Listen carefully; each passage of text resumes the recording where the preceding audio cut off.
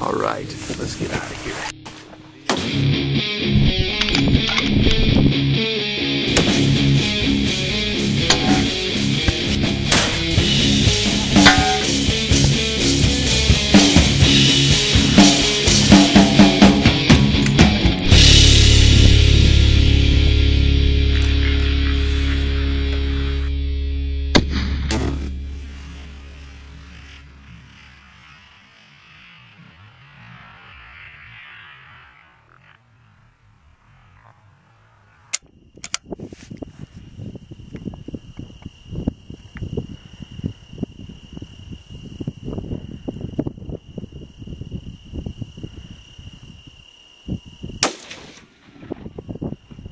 Okay, I got impact.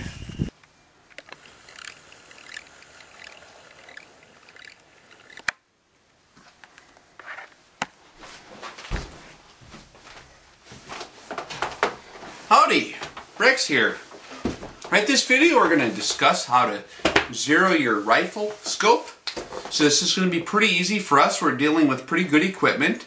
It's not going to be like your old grandpappy scope where you have the old High Country or whatever brand name where you got to get the penny in there, and after you adjust it you got to whack it with the end of a screwdriver a few times to get it to actually set into place. This optics we're going to be using in this series are going to be decent quality optics. We discussed everything up from the Schmidt and Benders and the Zeiss Hensolds all the way down to the super snipers. So you got, you know, budget scopes all the way up to high-end scopes. And as long as it's one of the ones we talked about selecting with the criteria we discussed, should be no problem with the mechanics of the optic whatsoever. Because the tracking is the important part. That's when you turn the knobs on your scope, it should adjust that much. Now many of you, this may be the first time you've ever tried to zero in a rifle scope. So let's start with the real basics here, and just so that none of you feel left in the dust. Basically what we're trying to accomplish is we're going to set up our ballistics tables to give us the elevation adjustment for the different ranges. And our starting point is going to be 100 meters is what I'm going to recommend. Some guys go with 200, but I'm just going to recommend 100 if I got to pick a number for you. What that means is you're going to go ahead and aim straight on the center of the bullseye at 100 meters, and your point of impact should be exactly where the crosshairs is. So it should be right on the bullseye at 100 meters. That's what we're shooting for. After that range, you'll consult your ballistics tables, and you will simply index the appropriate elevation settings and the traverse, you know, for your windage, and that should get you on target for the longer ranges. So the first thing you got to do is pick your range. Now, some of you guys might only have access to rifle ranges with 100 yards, because 100 meters is different than yards. We're going to be working in meters, is what I highly recommend, and you'll see later on why I recommend that. It's just a better universal system of measurement. If you really want to use yards, that's fine too. Just keep in mind that you might have to do a little more adjustments, or you might have to kind of custom fit your data accordingly later on. But for our purposes, we're going to just be going with 100 meter zero. Now, if you only have access to a 100-yard range, keep in mind that 100 yards is 91.4 meters approximately. So if you're going to be doing your ballistic data for a 100-yard range, you want to make sure that you note when you're doing your input variables on your ballistic tables that you zeroed your rifle at 91.4 meters if you're going to be doing your charge in meters, and you zeroed at a 100-yard range. However, something to consider there is I would strongly recommend not zeroing your rifle at a rifle range, or if you do, not to take advantage of the nice bench that they have there. For this particular shooting discipline we're talking about, long-range precision shooting for real-world applications, there are very little real-world applications where you'd be shooting from a bench. Most of the time, out in the field, you're going to be laying prone on the ground. You're going to be leaning over a rucksack, or in a lot of guys are going to have bipods deployed. So you have to anticipate exactly how you're going to be using the weapon in the field. You're going to want to zero your rifle the way you anticipate having it deployed. We discussed barrel harmonics and rifle harmonics and a whole host of other factors that are going to basically affect where your point of impact can shift. And so it's important, if you plan on shooting from the ground, from a laying down position, you want to zero your rifle from a laying down position. If you plan on shooting, in urban settings where you might have a bipod deployed and you will be laying on hard surfaces, then you want to zero that weapon with the bipod deployed on hard surfaces. We talked about bipods before earlier, and how if you're on a hard shooting surface like a pavement or even on a good rifle bench at the range, that's going to change your harmonic signature, and that will shift your point of impact significantly. So for most of us, are going to be out in the field. That means in the dirt, laying on the ground with the sandbag under the toe, bipod deployed, maybe the rifle leaning across a rucksack or a sandbag. So whatever you anticipate, however you anticipate deploying your rifle in the future, that's how you're going to want to zero it. So let's get to it here. Basically, it's going to be quite a simple process. You want to get it on paper first of all. That means you want to just be hitting someplace where you can see where you're hitting, and then you're going to just fine tune it. You should have no more than 3 shots is all it should take to get pretty much zeroed. With these decent quality scopes that we're using, they're going to track very reliably. You're not going to have to screw around with the optic trying to get it on site. So that shouldn't be a problem.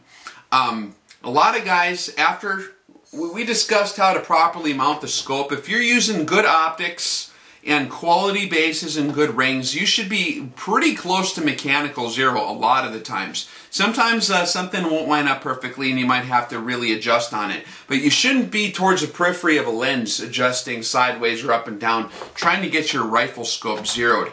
A lot of these scopes, like this Steiner here, actually comes kind of pre-zeroed from the factory, considering a 20-minute slanted base. So that's kind of nice. And we just got this zeroed, and this is a scope we're going to use to show you how to do it. But it actually worked out to be very close to the mechanical zero of the optic. Sometimes you ain't going to get that lucky, but that's how it works.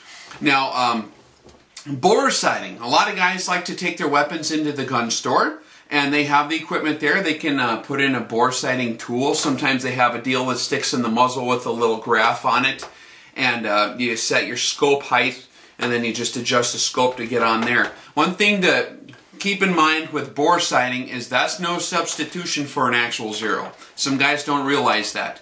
Bore sighting is just sort of getting you on paper. It's not a fine-tuned zero by any means. Sometimes you might get lucky and it might be a perfect zero.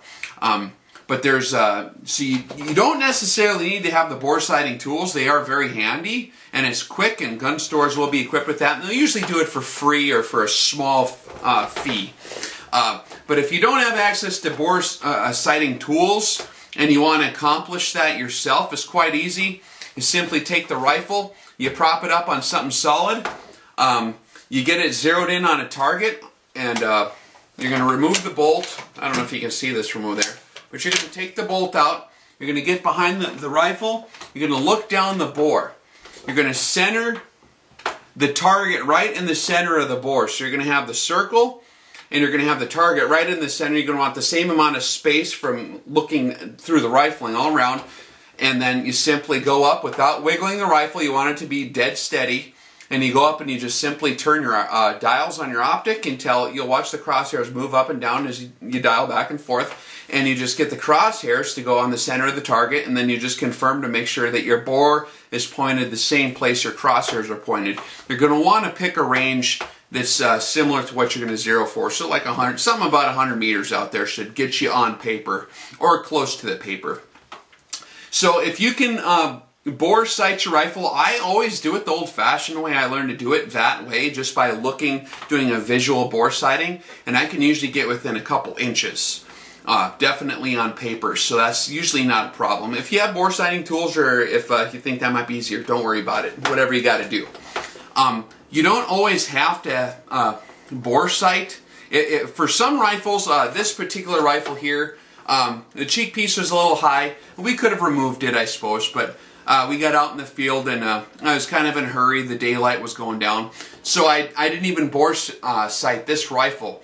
And what you can do in that case is the first shot you're going to want to take. Now mind you, if this is going to be your first shot through the rifle, you're going to want to go through all the cleaning procedure like we discussed on an earlier video. You want to make sure your bore's at least been cleaned before you shoot it for the first time. And keep in mind your break-in procedure, whatever you're going to plan on using if you're going to do one of the break-in regiments, okay? So don't forget about that. But basically, your first shot, you're going to set a target at a relatively close range. I'd recommend something on the order of 25 meters. Not super close, but you know, about a quarter of the way out to the 100-meter target. And the first shot you're going to do, you're just going to kind of, after you've been bore sighted, or if you can't get bore sighted, just put the optic on its mechanical 0. You're going to see that it can go all the way down and all the way up. Find that halfway point. That's the mechanical 0 on the optic. And it should be somewhere in that range you're hoping. You're going to take that first shot, and it's not going to be exactly on center usually. So what you're going to simply do is quite easy with these scopes. Now, when we talked about our optic selection, I did discuss the importance and the handiness of having your reticle, that's the mils in your reticle, match your turrets. So if you're using a mil scale reticle or a mil dot reticle and you have mil irradiant turrets, they match each other, it's going to be very easy. Or if you have minute of angle reticle and minute of angle turrets, it's going to be very easy. What you're simply going to do is you'll take your first shot and you'll measure using the optic, just laying down right there, how far off from the bullseye your bullet hole is. So if you're high and to the left, you're going to just measure in the scope. Okay, you're going to count the mils. 3.75 mils high and 2 mils to the right is where it's hitting or whatever. And then you're simply just going to dial that exact amount on your turrets. And so that should get you on the target at 25 meters. And so that's your first shot. Once you take that first shot and you correctly index the correction on your turrets here, there's no need to take a second shot because these turrets are very reliable. It's going to go exactly where you dial them on any of these optics we discussed in the videos before this. You can pretty much go out to 100 meters at that point. I usually just shoot at just a sheet of paper. You can draw a circle on there. You can buy targets, whatever you're going to do. Take your target back to 100 meters and you should be on paper. And then you take your second shot. And same thing there, you're going to measure using the optic. Now another thing you want to be concerned with too is your magnification setting on the optic. If you're using a first focal plane optic, you don't need to worry what magnification setting you're on so much. You can have it, I usually just crank it up, you know, for when you're shooting at paper, just go ahead and crank it up as high as it goes or whatever, 10 power, 12 power, 16 power, whatever you got, that's fine. If you are using a second focal plane optic and you're going to be using the reticle, you want to have your optic set at the magnification that it was designed to be in tune with the reticle for.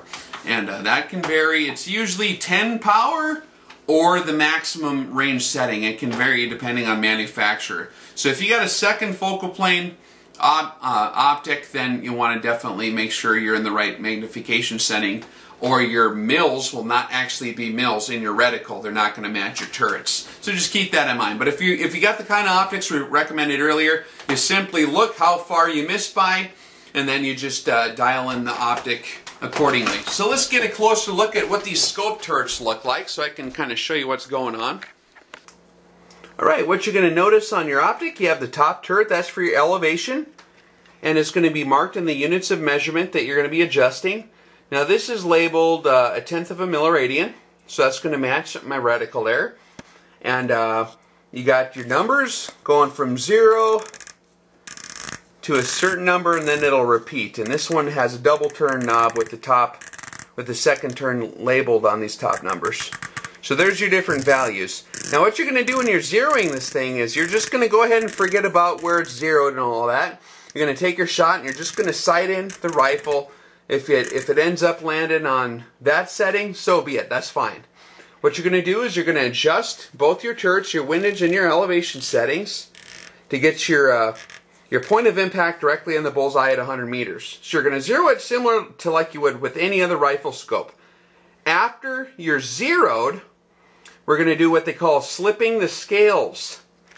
This outer turret is not connected to the inner turret when you loosen up the Allen screws that are holding them together. And you simply slip this outer turret back to 0, and we'll show you in the video to come. So what you're going to do is you're going to slide this to the 0 point, and that should be fine after you get it all fixed up. Now this optic here, you're going to notice one thing. If you're using one of the SWFA scopes, you could easily get lost in the elevation settings. So one thing I'd recommend doing is, let me crank this up a little bit, is after you get your scales slipped to 0, see that little dot right there? Right there on the tip of my finger? See it? That little silver dot on that line? That is a 0 mark. So I have my 0 number, and I simply crank it back down. If I want to get back on my 100 meter 0, I simply go down to the hash mark, and then I get it zeroed out to where it's on that line that I marked. That's how I keep track of where I'm at on these Super Snipers, is you can mark it, you can scratch it if you want to. Same thing there. So we're going to slip the scales. And there's little Allen screws that loosen up the outer turret from the inner turret. We'll show you that in a minute. Some of these scopes are equipped with 0 stops. That means that when you bottom, when you're coming back down, it physically stops on 0, okay? These are a little more complicated of a device. If during the zeroing process you have to go past that, you might have to lift up on the knobs. You'll loosen up the screws, and you'll have to read the instructions. That's going to be very important. But you lift up, and there's usually a little little pin in there or something that holds this from that locks it out from 0. So you just pull up, and then you skip over that deal, and you go back down, and then you continue adjusting wherever you need to go. So that might be the case if you're using a 0 stop. The Schmidt-Bender scope is a little bit complicated on how its 0 stop mechanism works. So you're going to want to read the instruction manual if you got a 0 stop scope and you need to go below that 0 number while you're zeroing. But quite simply, you're simply going to adjust your scope for 100 meter 0 with the dials like normal, and then you're going to loosen up the screws on the turrets and slip the scales without turning the inner part of the erector assembly. So you're going to just turn this, it's going to slide, it's not going to be clicking until the numbers on this outer part lines up with the hash mark. So it shows 0, and then you tighten the screws back in. And then you're golden. So it's quite a simple process. We'll take you out there in the field and show you how that gets done. We're going to be using this. This is a Steiner military scope here, made in Germany. And the first shot we're going to take is just going to be at 25 meters. And we did not actually bore sight this ahead of time, so we just did the 25 meter. It took 3 shots to get the rifle zeroed. It was quite easy. So we'll catch you after a little bit.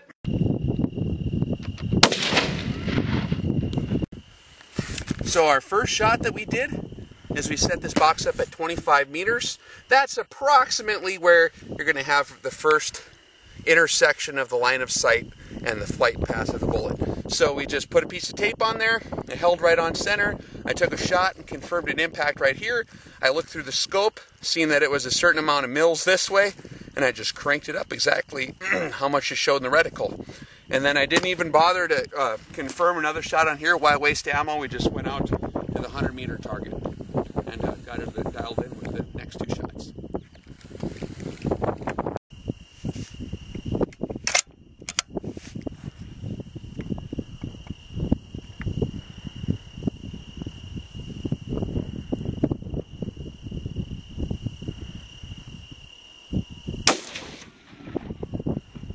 Okay, I got impact. So now I can adjust it. So what we do, are you hot there, cowboy? Yep. Okay. So we're just trying to get her zeroed at 100 meters here. And once you get it on paper, I'm simply using the mils in the scope to see how far I need to adjust it. One of the nice perks of having your turrets in the same units of measurement as your reticle. Now, if these were minutes of angle and the reticle was in mils, you'd have to just figure out the minutes, which at 100 meters would be real simple. It'd be in inches, basically, pretty close. In this case, I'm going to measure it. 0.75 right. 0.7. Okay.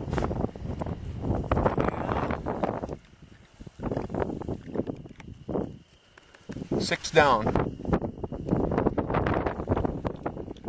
Alright, that should get us pretty close to that on target here. And after that, we'll slip the scales and we'll be golden.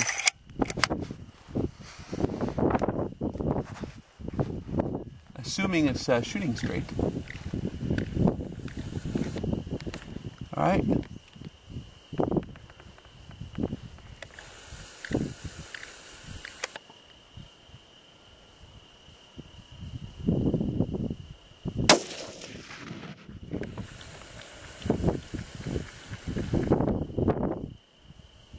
Alright, I think we're good. Howdy, Rex out here. We're in the Badlands. We're zeroing this 243 using this new Steiner military scope. And we accomplished a 3-shot zero. We got her pretty much on. I'm just going to adjust it just a tiny bit to the left. Maybe we'll try a group. But basically what we did is we just put a box out at about 25 meters. Just to get it on paper. We took one shot at the box. Confirmed it hit pretty low. I simply used the reticle of the scope. I looked at the box and I seen how many mils low it was, and it was about 5 mils low. So I adjusted it 5 straight up, and then I proceeded to zero in on this 100-meter piece of paper. And after I dialed it, I took the second shot, and we did get it on paper. So it was real easy to zero it in then. I just looked using the reticle again, because the reticle does match the turrets. They're both in mils, and I simply just came down, whatever, forget how many it was now, 0.7 this way and 0.6 mils this way. And I just dialed it on the optics. So now we got it zeroed at about 100. If I was smart, I would take another shot or two here, just to confirm that's my actual, where the group's going to be. And then I could micro adjust it. So maybe we'll do that. Maybe we'll take 2 more shots and see where the center of the group is before I adjust again. But this is basically a real good way to get on target real quickly. And then what we're going to do after we confirm that we're on target quickly is we're going to loosen up these little screws on the turret caps, and we're going to slip the scales to 0. And what I mean by that is basically we've adjusted it, and so now we're at 3.5 and a 0.5 to the left. So actually the way the scope mount and the rings and the optic lined up, it was not too far really from 0 just mechanically. So that's kind of nice when it's generally centered. But so we'll just slip the scales, we'll loosen up these screws and just slip her till it hits 0.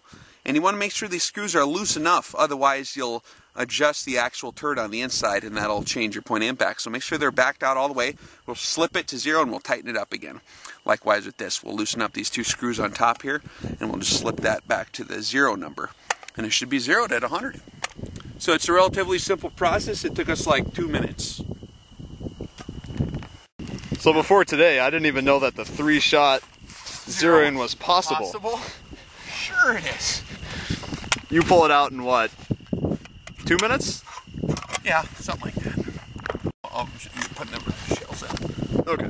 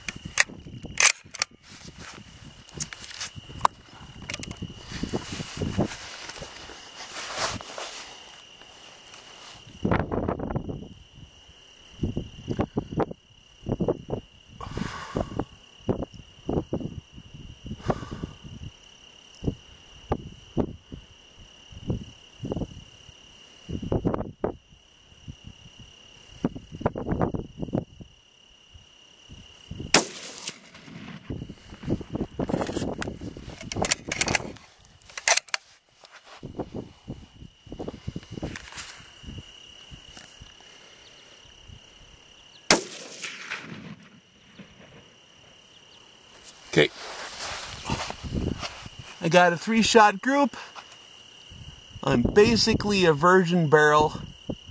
The center of the group is about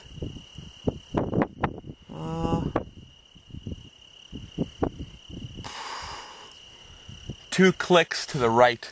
So we need to come left about 2 clicks.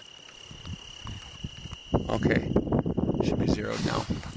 Unless that first one I shot was a flyer. But it's hard to tell on a virgin barrel. You don't want to, like we mentioned in our reloading videos, you don't want to do low development to your final zero confirmation on a fresh barrel. You do want to break in the barrel completely and let it build up copper equilibrium. So we're not going to worry too much about getting it super fine-tuned just yet. We'll just call it good. We'll get some rounds through it. We'll do a break-in procedure, and then after the barrel has established its full copper equilibrium, then we'll go ahead and come back and we'll micro-tune the zero and start doing our chronograph readings. But at this point, it would not yield anything productive to start measuring velocities or micro-tuning, because the dimensions of the barrel and the friction dynamics are going to change as that virgin bore starts to polish up and as copper starts to be deposited. So, I'm going to call that my zero for now, so let's slip the scales. Let's show you how to do that.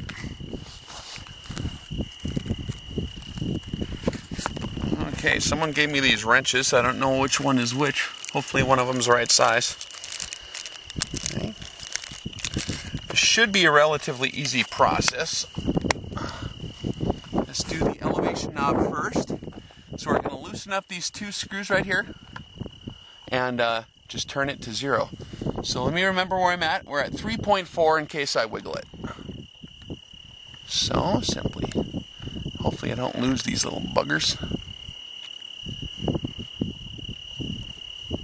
Okay, that should be plenty. And each different scope is set up different. So your Super Sniper, if you're using one of those, is going to be similar, but different. This one does have a 0 stop in it, so if we did have to go below the 0 stop, we would have to pull this knob up and skip over that 0 stop. But thank God we didn't have to do that, because it's not as much fun as this. Okay, now I'm guessing those screws are out enough. Now, what these screws are doing is, this is just the outside part of the turret. On the inside, there's the actual part that actually screws in and pushes on the erector assembly. So if I have these loose enough, which I think I do, those aren't connecting the outer turret with the inner turret. So I'm just going to slip it. I'm going to listen carefully while I do for any kind of clicks. If it's clicking when I'm slipping it, I'm screwing it up and we have to start over. Okay, she's just sliding over. Put her right on 0. Oh man, that worked out pretty good. Because we hit our 0 stop, our mechanical 0 stop right on 0. So that's quite handy. So, simply tighten up these 2 screws here. Okay, now let's confirm that they still work. Now I should be able to dial this thing all day long, and it stops right on 0, so it's bottomed out right there. It just worked out perfect. So can crank her up and on down all day, and when we go back down, it should be at that point right there, 0 to 100 meters for this for the current conditions. Now we'll do the same with this windage turret. All right, we're indexed right now at 0.5 right, in case I screwed up. Simply loosen them bad boys up. Now you want to be careful. If you take these all the way out, you'll lose this little screw, like right there. I almost lost it.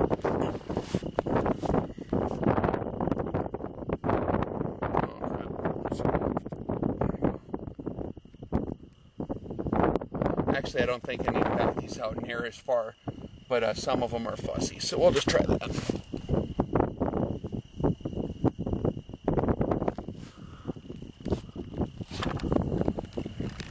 Okay, we got her indexed at 0. Just going to turn them in.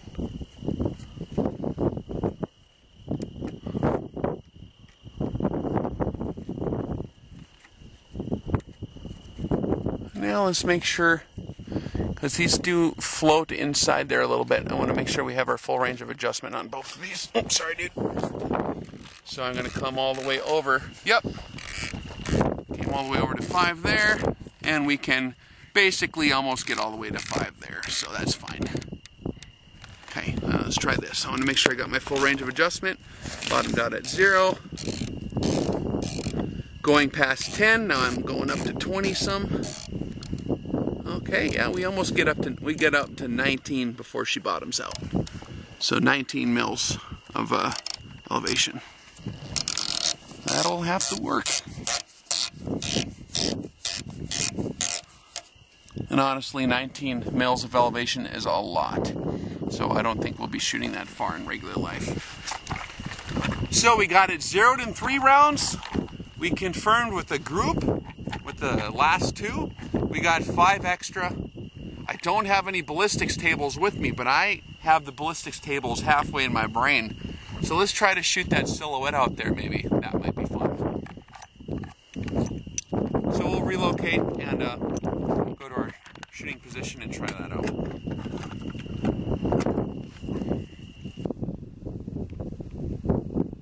We got really bad reflectivity today. Okay. And I'm going through some grass. It's probably not helping. Okay, relocate some grass for you. Nope, we'll be good. Right, I'm going to need you to take a mill reading here. I'll do that. So we have a 40-inch target, so take 40 times 25.4. Okay. Divided by 0.8. 0.8? Yep, 0.8. Okay. What is that? 1,270. Okay. All right. 1,270? Yep. Roger that. Okay. Now I don't have my ballistics tables here. And even if I did, this is a different rifle, so I don't know the velocities on this setup yet with this barrel and stuff. So we're going to have to guesstimate and see if we can walk it in. I'm going to guess like 32 divided by 3.44. What would that be? 9.30. Okay, we'll try that. I'm going to index 9.3.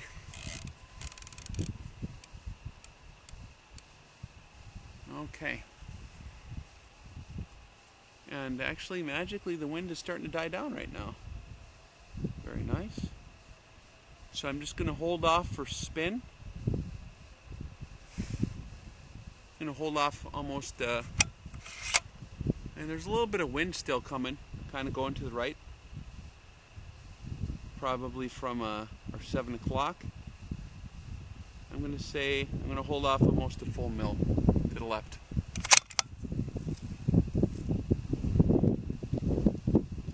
Alright, I'm ready. I need something to spot through.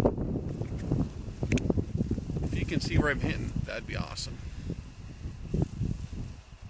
Okay. I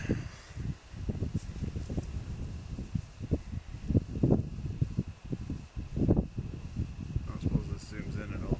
Nope. There's a focus on the back. I'm on site. Let me know when you're ready.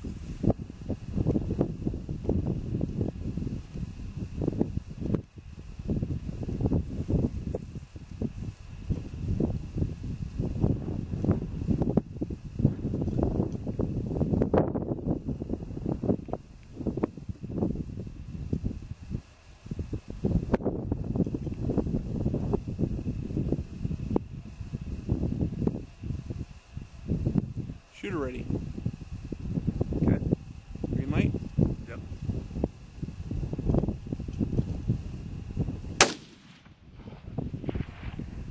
Alright, I was low. Center. I was low about 0.8. I'm going to come up 1, 2, 3, 4, 5, 6, 7, 8.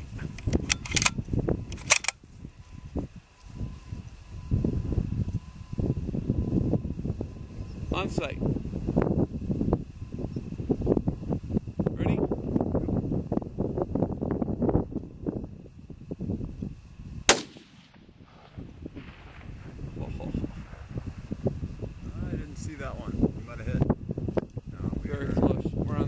bottom edge. It would nick the bottom edge. Alright, I'm going to come up 1/2 mil, and I'm going to hold off 1.5 to the left.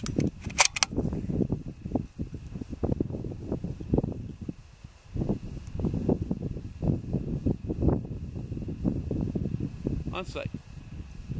Ready.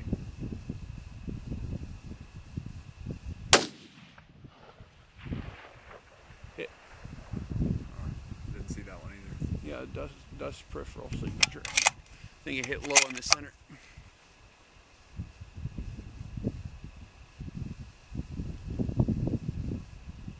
Yeah, it hit low, about 1 foot, and right about 2 inches on the target though. On sight. Ready.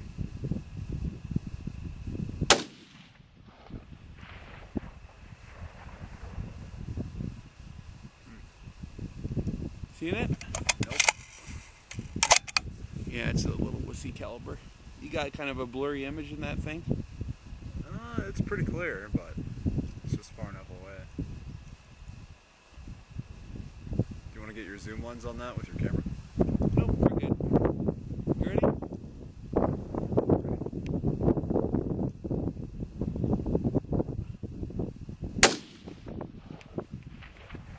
That one was high and right.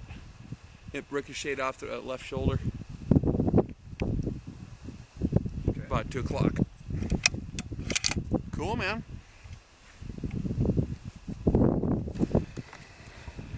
All right, let's get out of here before the boogeyman comes.